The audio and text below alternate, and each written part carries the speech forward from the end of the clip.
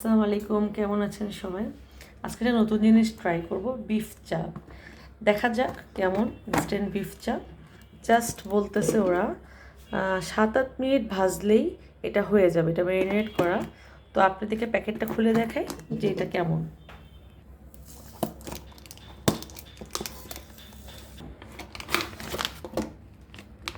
ভিতরে এই জিনিসটা এরকম।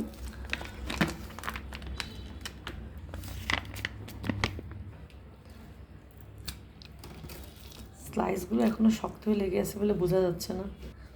এটা বলেছে ওরা ডিফ্রোস্ট করতে, তো চলেন ডিফ্রোস্ট করা যাক। এবার এটা ডিফ্রোস্ট করে নেব। ডিপগুলো আস্তে আস্তে দিয়ে দিই।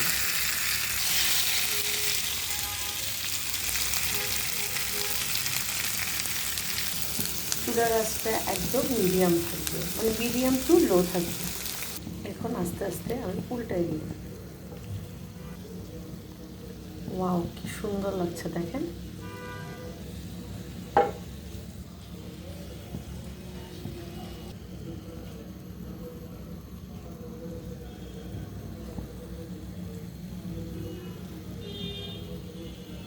স্মেলটাও কিন্তু ভালোই আসছে।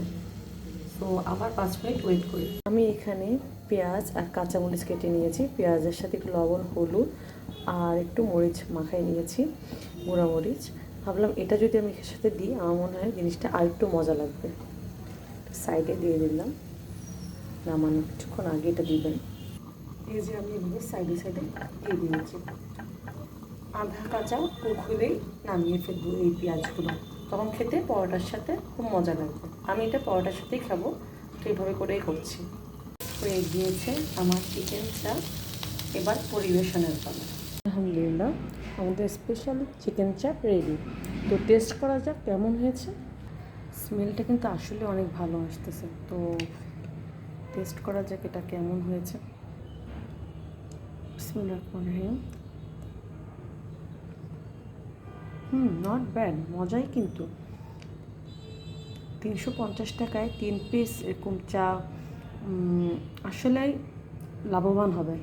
অবশ্যই ট্রাই করে দেখবেন। কিন্তু ওখানে লেখা আছে 6 থেকে 7 মিনিট, কিন্তু আমি 15 মিনিটের মতো চুলায় রেখেছি। সো কেমন, আপনারা যদি ট্রাই করেন অবশ্যই জানাবেন কেমন লেগেছে। আল্লাহ হাফেজ।